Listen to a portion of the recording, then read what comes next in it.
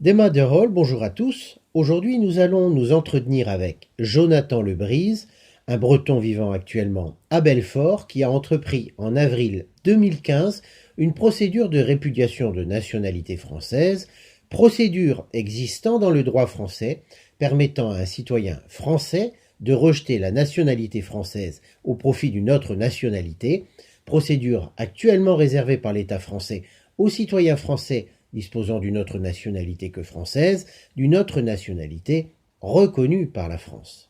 La démarche de Jonathan Le Brise diffère en cela de la procédure classique qu'il souhaite se voir attribuer une nationalité bretonne. Pour les auditeurs, qui peu ou pas avisés de l'histoire, pourraient trouver cette démarche grotesque ou farfelue, il est ici nécessaire pour nous de résumer brièvement l'histoire afin de la leur expliquer. Comme la plupart des pays actuellement constitués dans le monde, l'État français est le résultat de l'addition de nombreux territoires conquis par des guerres ayant entraîné des annexions, que ce soit pour tous les territoires nommés territoires et départements d'outre-mer, pour toutes les anciennes provinces françaises, mais aussi les pays indépendants conquis. L'État français est le résultat indéniable de prises de pouvoir nombreuses au cours de son histoire, par la force et par annexion. Alsace, Béarn, Savoie, Comté de Nice, Catalogne du Nord, Pays basque, Corse et évidemment Bretagne, la liste des conquêtes françaises est longue. 3 phrases extraites d'une conversation révélée par Wikileaks de l'ancien ministre français Michel Rocard en 2010 à un ambassadeur américain les résument bien. Je les cite. La France s'est créée par la destruction de 5 cultures, bretonne, occitane, alsacienne, corse et flamande. La France est difficile à gouverner car elle s'est formée à la Révolution par l'assimilation de cultures hétérogènes. Et enfin celle-ci, nous sommes la seule nation européenne qui soit la création militaire d'un État non homogène. C'est ce qui rend la France difficile à gouverner et explique notre difficulté à réformer, notre lenteur. Pour en revenir à l'histoire de notre pays, la Bretagne, lorsqu'il était indépendant, il disposait de l'une des plus puissantes barrières de fortification féodale européenne, barrière le séparant de la France, qui n'a pas empêché son invasion entre 1487 et 1491 par Charles VIII, ayant forcé notre souveraine Anne de Bretagne à l'épouser malgré le fait qu'elle était déjà mariée à Maximilien d'Autriche, le futur empereur du Saint-Empire. Dès la mort de cet époux, en 1498, Anne de Bretagne veuve fait rédiger, en tant que souveraine de 2 pays différents, duchesse de Bretagne et reine de France, un contrat international, seule condition de son mariage avec Louis XII, le dernier traité international conclu entre Bretagne et France, reconnaissant à jamais la souveraineté de notre pays par la France. Anne de Bretagne décède en 1514, son beau-fils François Ier viole ce traité et impose en 1532 à la Bretagne un édit d'annexion, fait démontrer par les travaux de Louis Mélènec, ayant prouvé de façon irréfutable qu'il ne s'agissait en aucun cas d'un traité international, mais d'une loi française unilatérale d'annexion étrangère dans un pays entièrement souverain. De 1532 à 1789. Donc, la France laisse à la Bretagne une autonomie partielle, autonomie qu'elle perdra à la suite en totalité à la Révolution. Là où les rois de France jadis reconnaissaient plusieurs pays vaincus, des provinces et plusieurs peuples, et là où de nombreux auteurs français antérieurs à la Révolution reconnaissaient, tel le géographe Auger dans son dictionnaire historique et géographique de Bretagne, une nation bretonne, la Révolution française impose durant la Terreur, un fanatisme féroce, ne reconnaissant plus qu'un seul peuple, qu'un seul pays, qu'une seule identité, qu'une seule nation et qu'une seule langue, française, aussi ridicule que ça puisse l'être dans les faits. Peu de gens savent que le drapeau national français est la couleur blanche du roi de France, associée au bleu et rouge de la couleur de la ville de Paris, symbole d'une bourgeoisie parisienne ayant pris le pouvoir. Outre la langue, l'État français interdira, dès le XIXe siècle, l'enregistrement à l'état civil des prénoms autres que français. C'est le combat des parents Le Guarnic, dont nous avons précédemment enregistré le témoignage d'une des filles, Gwen, et surtout le fait que Maître Vergès, l'avocat du couple, aurait obtenu de la Cour de la Haye, pour les enfants Le Guarnic, de la part de l'Europe, des papiers de citoyens européens de nationalité bretonne, pression internationale qui va faire plier l'État français et permettre le retour à l'état civil des prénoms bretons. C'est la découverte du combat des Le Guarnig qui a déterminé Jonathan Le Brise à engager une démarche judiciaire contre l'État français, démarche du pot de terre contre pot de fer, mais malgré tout, démarche d'un humain pour ses droits. De quels droits parle-t-on? De ceux reconnus par l'ensemble des pays européens en 1948, droits de l'homme rédigés par l'ONU, reconnaissant pour chaque homme, entre autres, le droit de disposer de sa propre identité, de ne pas se faire interdire sa culture, ses langues, son histoire, et qui interdit à un État de morceler des territoires historiques, comme actuellement notre comté de Nantes qui est inclus dans une région administrative française créée de toutes pièces. L'État français a signé à Paris en 1948 cette déclaration. C'était un événement majeur à la sortie de 2 guerres mondiales, un espoir pour la paix, mais les gouvernements français ne l'ont jamais intégré aux lois françaises. Avant d'interroger Jonathan sur ce combat, je vais vous lire des extraits des conclusions en date du 19 mars 2018 émanant du parquet civil du tribunal de grande instance de Nancy, très révélateur de la situation.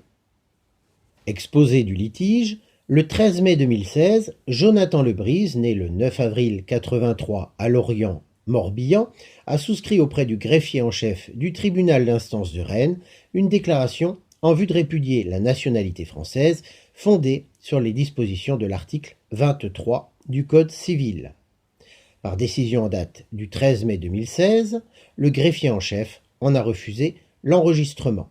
Par acte du 14 juin 2017, Jonathan Le Brise a fait citer le procureur de la République près ce tribunal aux fins de contester le refus d'enregistrement de la déclaration de nationalité française. Discussion sur la demande tendant à ce que le tribunal dise et juge que M. Le Brise n'est pas de nationalité française au profit de la nationalité bretonne. 1. Selon le moyen tiré de l'article 15, alinéa 2 de la Déclaration universelle des droits de l'homme de 1948, au terme duquel nul ne peut être arbitrairement privé de sa nationalité ni du droit de changer de nationalité, le demandeur revendique de droit de répudier la nationalité française au profit de la nationalité bretonne. Ce moyen est inopérant. En effet, la Déclaration universelle des droits de l'homme du 10 décembre 1948 n'a pas la valeur juridique d'un traité international. Le Conseil d'État a affirmé qu'elle était dépourvue de valeur normative, notamment dans son arrêt d'assemblée du 23 novembre 1984, Rougenski.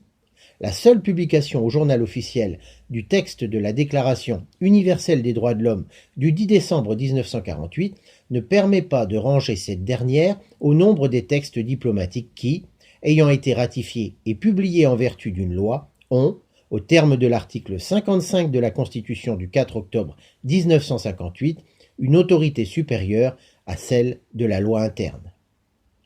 Dans sa décision numéro 85957 du 16 octobre 1992, publiée au recueil Le Bon, le Conseil d'État décide que le requérant ne saurait non plus invoquer utilement les dispositions de la Déclaration universelle des droits de l'homme qui ne figurent pas au nombre des textes diplomatiques qui ont été ratifiés dans les conditions fixées par l'article 55 de la Constitution du 4 octobre 1958. Dernièrement, le Conseil d'État a encore rappelé que la Déclaration universelle des droits de l'homme n'a pas été ratifiée par la France dans les conditions prévues par l'article 55 de la Constitution, que ces stipulations ne peuvent par suite être utilement invoquées par les requérants, Conseil d'État, 9e et 10e Chambre réunies, 13 juin 2016, numéro 372 721. Les stipulations de la Déclaration universelle des droits de l'homme du 10 décembre 1948, dépourvues de valeur juridique obligatoire, ne peuvent donc être invoquées dans le cadre de la présente instance par M. Le Brise. 2. Selon le moyen tiré de l'article 55 de la Constitution qui stipule que les traités ou accords régulièrement ratifiés ou approuvés ont, dès leur publication, une autorité supérieure à celle des lois, le demandeur ne saurait invoquer utilement les dispositions du traité de Nantes du 19 janvier 1499 qui ne figurent pas au nombre des textes diplomatiques qui ont été ratifiés dans les conditions fixées par l'article 55 de la Constitution du 4 octobre 1958. La nationalité est le lien juridique qui rattache un individu à un État déterminé, c'est-à-dire une personne morale titulaire de la souveraineté, constituée d'une population et d'un territoire sur lequel il exerce l'ensemble des compétences déduites de la dite souveraineté. Il résulte de l'article 1er de la Constitution du 4 octobre 1958 que la France est une république indivisible, la France est un État unitaire qui ne reconnaît qu'une seule nationalité, la nationalité française. L'article 34 de la Constitution du 4 octobre 1958 attribue au domaine de la loi la fixation des règles concernant la nationalité. L'article 17 du Code civil dispose que la nationalité française est attribuée, s'acquiert ou se perd selon les dispositions fixées par le présent titre, sous réserve de l'application des traités et autres engagements internationaux de la France. L'article 17.4 du Code civil énonce que, au sens du présent titre, l'expression « en France » s'entend du territoire métropolitain, des départements et des collectivités d'outre-mer, ainsi que de la Nouvelle-Calédonie et des terres australes et antarctiques françaises. En l'espèce, force est de constater que le demandeur, M. Le Brise, sera par conséquent débouté de l'ensemble de ses demandes. Après cette lecture des conclusions du parquet de Nancy, il serait bon que nous apprenions tous ce que sont les sophismes. Qu'est-ce qu'un sophisme ? Dans la Grèce antique, les Grecs avaient créé une école où l'on apprenait à créer des arguments et raisonnements mensongers qui, grâce à une apparence de vérité et de rigueur, semblaient justes à tous, mais n'étaient en rien conformes à la réalité. C'est ce que l'on nomme des sophismes. En 1791, lorsque la République a déclaré n'être qu'une et indivisible, ce qu'elle déclare toujours, niant des réalités territoriales diverses, dont la négation de la Bretagne et du peuple breton, il s'agit d'un sophisme. Lorsque la Constitution française de 1958 a proclamé que la seule langue de la République est le français, niant les autres langues et réalités linguistiques des nombreux territoires sur lesquels elle exerce ses seules lois, il s'agit encore d'un sophisme. Ne reconnaître que les traités choisis, ne pas reconnaître le droit international, les droits de l'homme ni la réalité d'humains différents n'est en aucun cas faire preuve d'une réelle fraternité, mais d'un abus de ces sophismes, d'un abus de pouvoir. Comme vous l'aurez, je pense, compris, nier l'existence de l'autre n'est pas respecter les droits de l'homme, quelle que soit la puissance du pays imposant ses lois. C'est maintenant, en compagnie de Jonathan Le Brise, que nous allons nous entretenir. Bonjour d'ailleurs Jonathan, en tout premier, qu'est-ce qui vous a donné cette volonté de défendre nos droits ? Bonjour Erwan, écoutez, je suis né en Bretagne, à Lorient. Tout ce qui se rattache à la Bretagne me manque aujourd'hui en tant qu'expatrié et j'ai envie de défendre. Une des choses qui m'a inspiré dans ce projet de lancer une procédure juridique, c'était le livre bleu de la Bretagne de Louis Ménélec, docteur en droit, avec qui j'ai eu contact, qui à un moment donné m'a soutenu, m'a adressé un courrier à l'intention de mon avocat et également qui m'a déconseillé de poursuivre plus loin. Voilà. Alors, on le rappelle, Louis Ménélec a été consultant près le médiateur de la République française, qui est l'un des personnages les plus importants de l'État français, et il a été candidat à sa succession. Il vous avait en bonne connaissance des affaires françaises et européennes, déconseillé d'intenter une action, car dans ce genre d'affaires, l'État français ne rend jamais justice.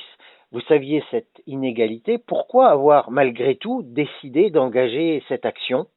Si on reste dans le contexte du droit européen, oui, la Cour européenne des droits de l'homme n'a aucun pouvoir face à la prééminence, on va dire, de l'État français. En revanche, un État reste un État et chaque État est tenu auprès des instances des droits de l'homme à l'ONU, instances sur lesquelles je compte m'appuyer afin de présenter l'État français face à ses engagements en termes de droit international.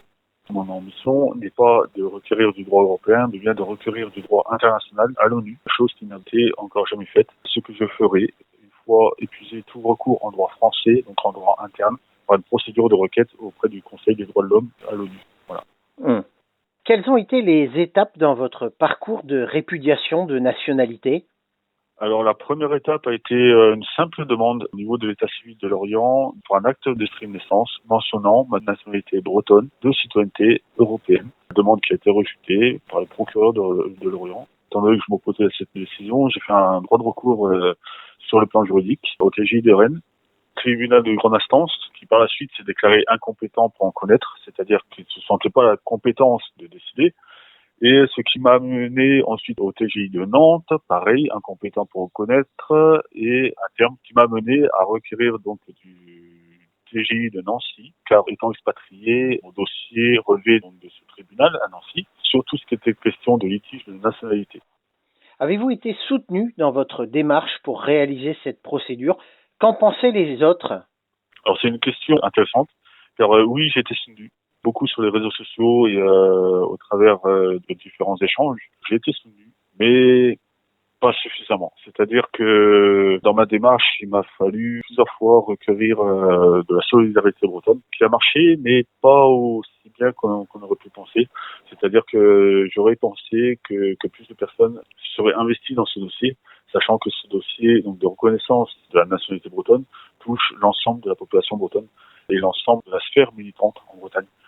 Sur ce terrain-là, beaucoup de gens sont encore frileux. C'est un terrain qui n'a jamais été exploré. Je parle de la voie politico-judiciaire et donc les gens sont plus dans l'expectative, c'est-à-dire qu'ils sont plus en soutien spectateur pour attendre de voir ce qui se passe, alors que j'aurais plus besoin d'un soutien réel en sachant que plus on est nombreux, plus on est fort. Et je pense que ma procédure aurait beaucoup plus d'impact si c'était un ensemble de Bretons qui la menait plutôt qu'un simple individu. Pour autant, moi, je ne lâche pas le combat. Je sais que la France a des réponses à apporter face à cette situation, car son pays en est plan, elle ne respecte pas le droit de la Bretagne, de son peuple et de son territoire. Les médias ont-ils relayé votre cause localement en Bretagne ou en France? Alors en Bretagne, j'avais été contacté à l'époque par une journaliste qui était de France Bleu, qui donc a relayé pour la première fois mon histoire, ma procédure, pris en contact avec moi en faisant une interview.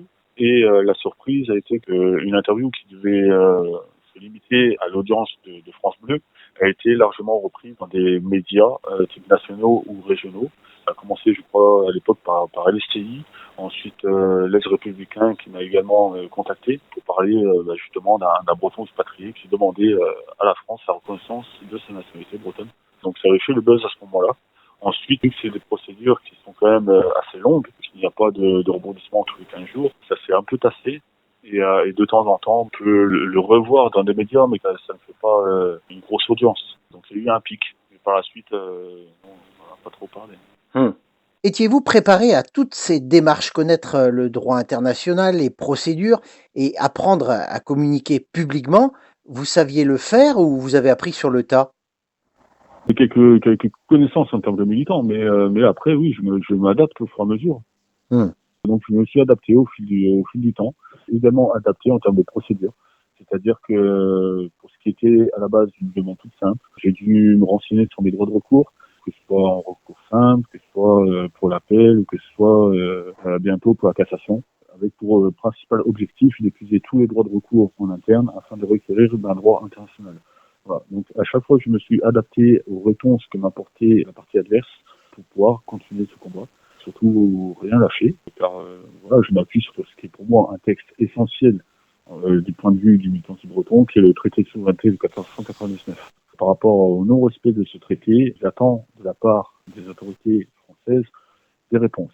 Plus je peux mener à bien cette procédure, plus je peux amasser des réponses qui me serviront à renseigner un dossier que je présenterai aux instances internationales, ce qui a été mon but au départ. Voilà.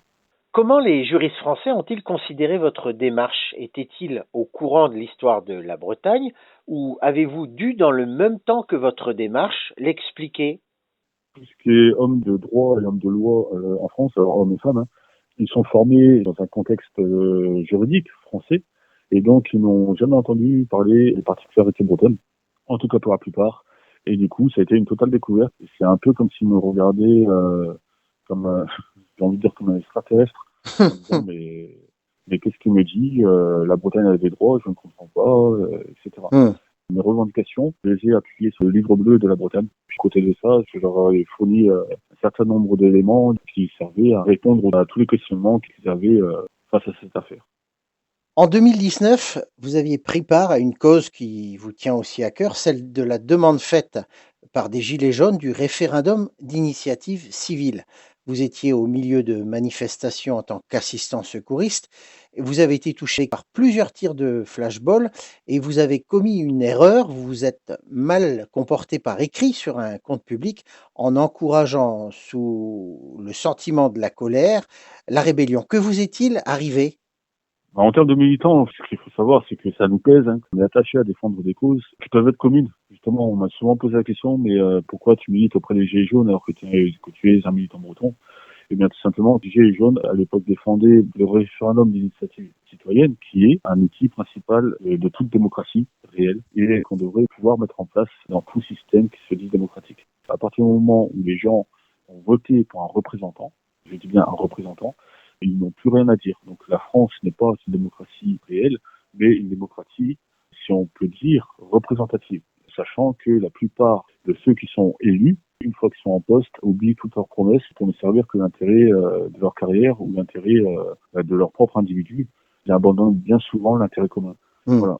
Mon militantisme, qu'il soit breton ou qu'il soit d'intérêt commun, part sur le respect des valeurs de démocratie réelle que la France ne respecte pas et les droits fondamentaux que la France ne respecte pas non plus. Qu'est-ce qui vous est arrivé à la suite de cet événement?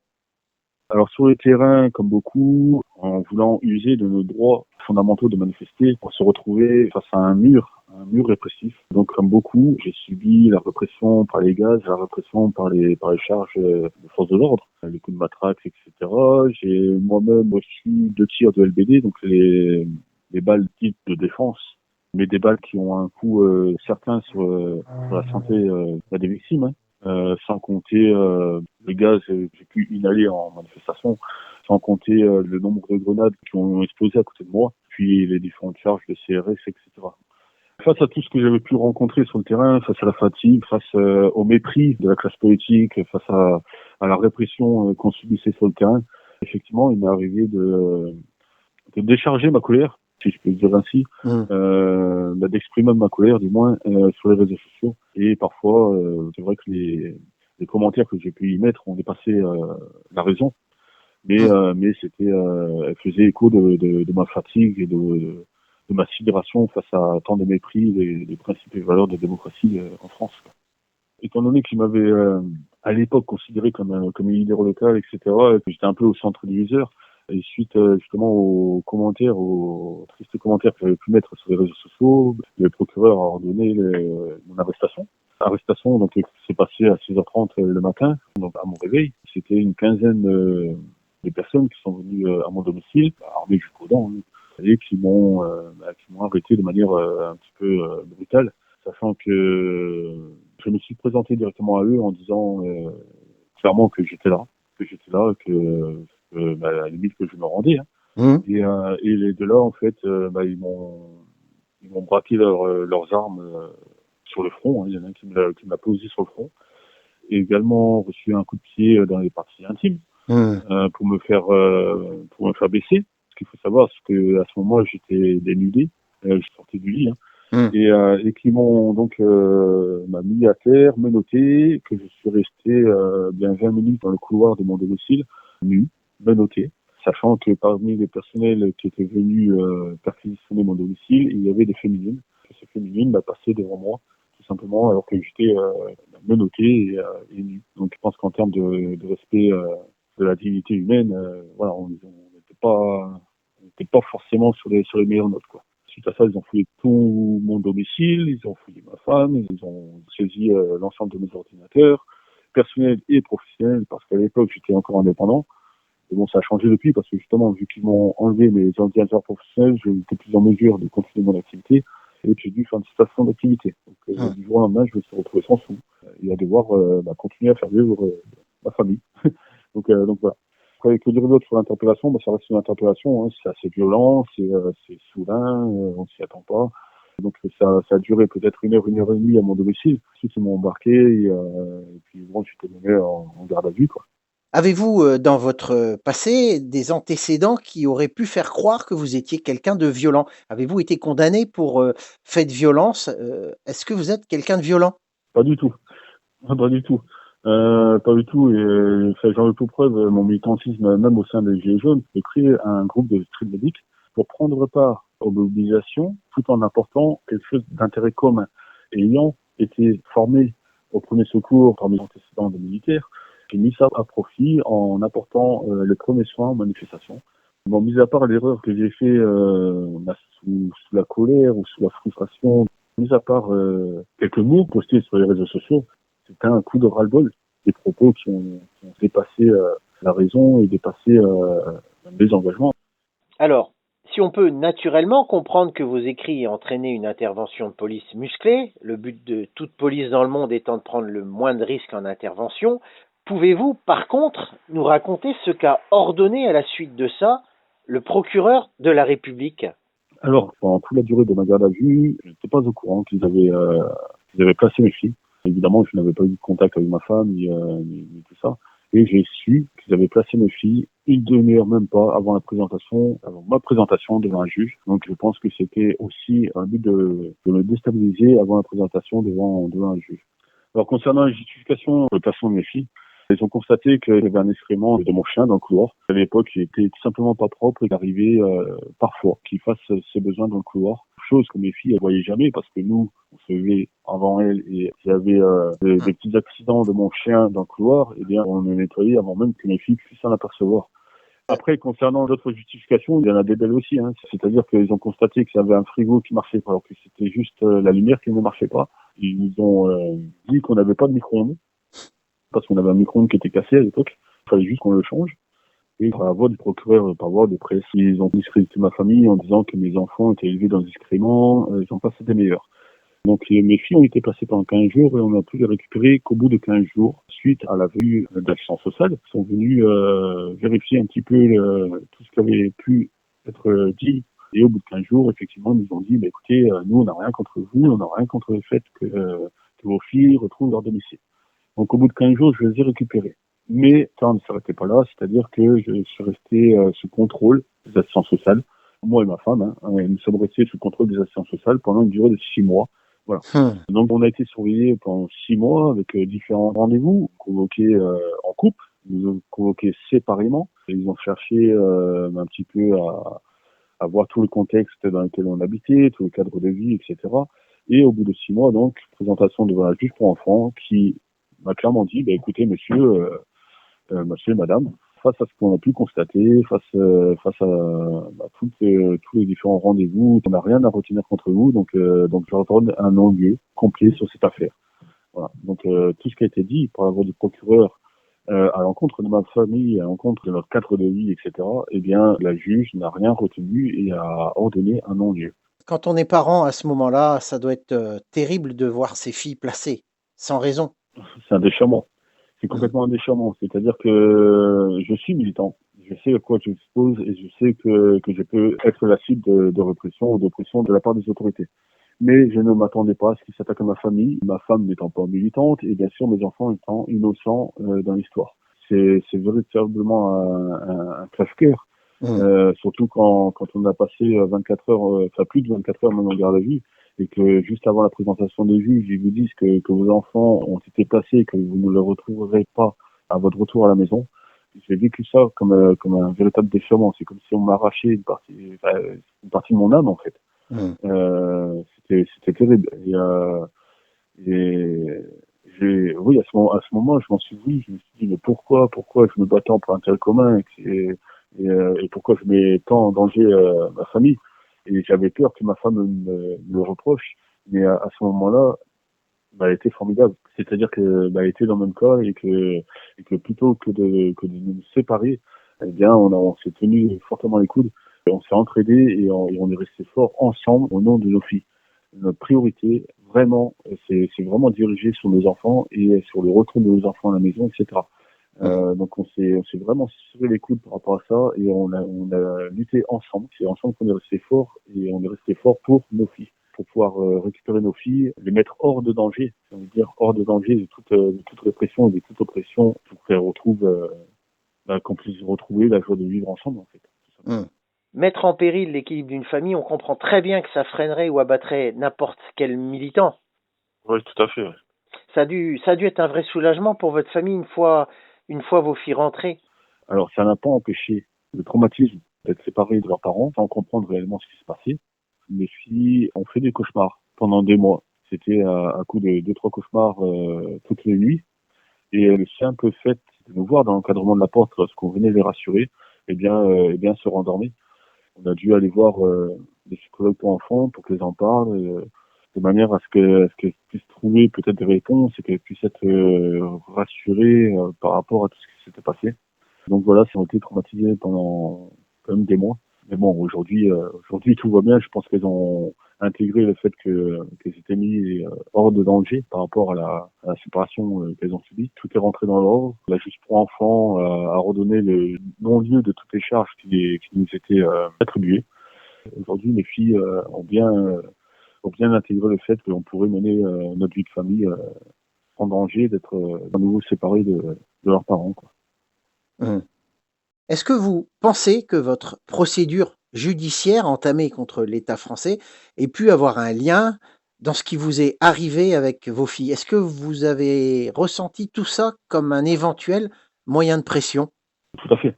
Quand ils ont enquêté sur ma personne, forcément, ils ont enquêté sur mon passé militant et forcément, tout ça s'est rentré en ligne de compte. C'est-à-dire que j'ai dû répondre de mon militantisme en Bretagne. Dans mon dossier, tout apparaissait. Comme quoi j'étais bonnet rouge à l'époque, comme quoi j'avais pris part aussi au combat de Notre-Dame-des-Landes, comme quoi j'avais été élu au Parlement breton, comme quoi j'avais proposé un projet constitutif de Bretagne fédérale, comme quoi j'avais administré le groupe Fédération du militantisme breton. Tout ça s'est ressorti. Tout ça s'est ressorti et le procureur s'en est servi à mon encontre pour alourdir mon dossier. Et c'est pour ça que même à mon procès, la juge a bien insisté sur le fait qu'ils attaquaient l'individu et non les militants. Mais oui, effectivement, dans mon dossier, j'ai pu voir des éléments, des pièces qui appartenaient totalement au militantisme breton, chose qui, à la base, cette procédure n'aurait pas dû rentrer en ligne de compte.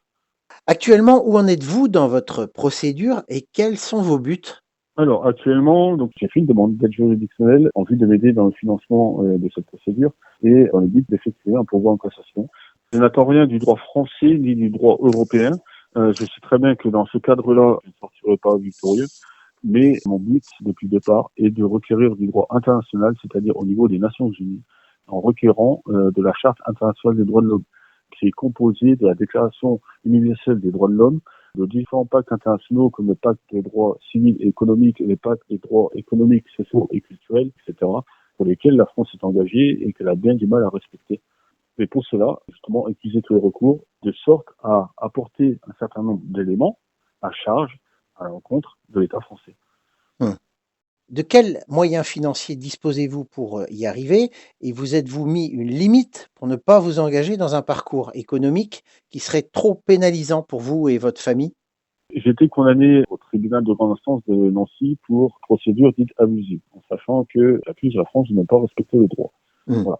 Bon, la partie adverse est totalement partie prise dans ce dossier, car elle m'accuse d'une chose pour laquelle elle est coupable. C'est ce que je présenterai devant la juridiction internationale, justement. Alors, donc j'ai été condamné à une amende de 1 000 euros, condamnation qui suit son cours, qui sera soumise au pouvoir en cassation, pour savoir s'ils maintiennent l'amende ou si je serai condamné davantage, ce qui est également un risque. En termes de financement de procédure, mes moyens, moi, ils sont plus que limités, car je travaille à temps plein, et je suis payé au SMIC, donc j'ai déjà du mal à finir mes fins de mois, et c'est vrai que toute dépense additionnelle est compliquée, très compliquée pour moi et ma famille. Je fais appel à l'aide juridictionnelle, qui est un droit, et si l'aide juridictionnelle n'est pas accordée, comme ce fut le cas lorsque j'ai fait appel, eh bien, je fais appel à la solidarité des militants ou citoyens. Alors, les auditeurs qui le souhaitent, sachant que vous allez en justice contre la France à votre perte, peuvent-ils vous apporter une aide financière? Avez-vous mis une cagnotte en ligne, un fonds commun de solidarité? Alors oui, je ne sais pas si je peux le dire ici, parce que ça ferait Si, la bien pub, sûr. une cagnotte plus une autre. Donc j'ai une cagnotte sur le compte commun qui sera intégralement réservée au financement de la procédure. À savoir que toute dépense liée à cette cagnotte sera justifiée par des frais et des honoraires d'avocats, etc., pour tout ce qui est lié à la procédure, et que ça part pas à la défaite. C'est-à-dire que même si je ne peux rien attendre du droit français, mon intention étant d'en requérir du Conseil des droits de l'homme à l'ONU, toutes ces procédures, même si ça ressemble à des défaites, sont en fait de petites victoires, car elles me permettent de renseigner un dossier et d'établir le positionnement de la France face à nos droits fondamentaux. C'est-à-dire que je détiens déjà des pièces liées à ces procédures où la partie adverse me signifie clairement comme quoi je ne peux, en tant qu'individu, recourir des droits de l'homme sous prétexte que la Déclaration universelle des droits de l'homme n'est pas un traité international ratifié dans le cadre de la Constitution française. Chose qui est totalement faux, car j'en ai déjà parlé, mais il existe en fait une charte internationale des droits de l'homme qui inclut donc cette dite déclaration, mais pour appuyer cette déclaration et lui rendre un aspect obligatoire, elle est accompagnée de pactes internationaux. Pactes internationaux que la France a signés, qu'elle est censée avoir ratifiés, qu'elle est censée avoir mis en place sur son territoire. Donc ce sont des traités d'ordre international qui ont un caractère obligatoire pour les États signataires à respecter la Déclaration universelle des droits de l'homme. Donc, quand ils me disent « je ne peux recourir de la Déclaration universelle des droits de l'homme sous prétexte que ce n'est pas un traité d'ordre international », eh bien, je rappelle à la partie adverse que la France, c'est portée signataire, est censée avoir ratifié, donc mis en œuvre, les pactes internationaux des droits civiques et politiques et des droits économiques, sociaux et culturels. Et si je suis des protocoles facultatifs qui sont joints à ces pactes en termes de procédure, eh bien, j'ai tout à fait le droit de requérir des droits humains, tout simplement. Donc voilà, c'est un peu mon intention, c'est le but que je me suis fixé au départ, poursuivre en procédure de manière à m'apporter des éléments de preuve, on pourrait dire, comme quoi la France ne respectait pas mes droits. Voilà. Toutes les personnes qui voudraient m'aider un petit peu dans cette procédure, ils peuvent participer évidemment, soit par le partage, soit par la participation à une cagnotte qui est sur le pot commun, auquel on pourra vous partager les liens dans le descriptif de cette interview. Toute aide dans ce cas-là est souhaitable, même les petites sommes. Ah oui, bien évidemment, il n'y a pas de, c'est pas un concours, hein. Mmh. C'est selon vos moyens, selon vos envies. Si c'est 1 euro, c'est 1 euro qui sera ajouté à la somme. Si c'est 10, 20, 50, 100 euros. Il n'y a pas de petites sommes, il n'y a pas de grosses. Toutes les sommes seront additionnées. Et c'est par résultat de cette addition que moi je pourrais poursuivre en procédure, tout simplement. Donc, si vous voulez participer, c'est une manière de participer à ce combat. Est-ce que vous n'êtes pas inquiet que votre cagnotte soit clôturée, comme c'est arrivé à d'autres cagnottes lorsque les organisateurs, les sites organisateurs, considéraient que ces cagnottes ne respectaient pas, leurs principes? Inquiet, non, parce que c'est pas des sommes faramineuses. J'ai eu vent aussi des cagnottes qui avaient été clôturées par les autorités, mais c'était des sommes comme 100 000 euros, etc. C'était des sommes faramineuses. Mmh. Moi, ça reste des petites sommes. Et j'ai choisi le pot commun parce que ça avait très bien marché lors de mon appel. J'avais fait déjà une cagnotte qui m'a permis donc d'interjeter mon appel. Et donc, je reste sur la même méthode en vue de la cassation. Si jamais quelque autorité que ce soit bloquait cette cagnotte, je pense que ce serait un plus important dossier en disant que, vous voyez, le pouvoir en cassation face à l'État. Pour cela, j'ai fait appel à la solidarité et les autorités de ce même État me bloquent cette solidarité. Donc, je ne pense pas que ce soit en leur faveur de faire ce genre de choses. Ce serait une pièce formidable à ajouter à mon dossier. Au final, Oui. vouloir être, reconnu pour ce que l'on est-ce que c'est manquer de fraternité envers les autres ou tout à l'inverse, est-ce que c'est savoir en porter plus après? C'est préserver la richesse humaine. C'est-à-dire que nous ne sommes pas tous des robots, nous ne sommes pas tous à la même image, nous avons chacun nos différences et toutes ces différences-là composent la richesse humaine dans le monde. En Bretagne, si on veut défendre notre particularité, c'est défendre ce que nous sommes. Je prends un petit détail de ma vie. Il m'est arrivé d'aller en Afrique et de croiser le chemin de Touareg, par exemple. Eh bien, ils m'ont apporté leur vision des choses et j'ai pris ça pour me rendre compte riche d'enseignements. Mmh. Et c'est une partie de la richesse humaine qu'il nous faut préserver. Et c'est pas parce que on est en Bretagne qu'on n'a pas le droit de préserver cette richesse. Voilà. C'est pas une richesse qui ne va qu'au profit des Bretons. C'est aussi quelque chose que l'on veut partager. On veut préserver ce que nous sommes pour pouvoir mieux partager plus tard. Et la reconnaissance, en soi, c'est quelque chose d'essentiel à tout être. Le fait d'être reconnu pour ce que nous sommes, c'est quelque chose qu'il faut protéger et préserver. Voilà. Moi, je sais que quand je rencontre quelqu'un, s'il y a des différences, eh bien, ça amène une richesse et un partage. Face à la pensée unique que voudrait nous imposer Paris, nous avons chacun des différences que l'on se doit de respecter Et qu'on fera respecter.